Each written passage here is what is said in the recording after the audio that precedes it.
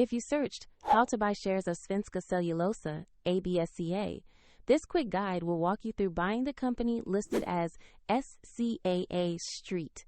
Svenska Cellulosa is a Swedish pulp and paper company traded on CBOE EU, and this video is educational, not financial advice. To buy shares, you need a broker, and I will use eToro as an example to demonstrate the process.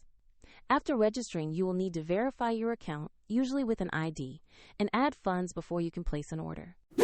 Use the platform search box and type the ticker SCAA.ST to find the listing. Select the result that matches Svenska Cellulosa AB SCA to open the correct asset. On the asset page, review the company profile and the price chart to confirm you are on the right listing. Check the company name, market listing, CBOE EU, and ticker SCAA.ST for accuracy.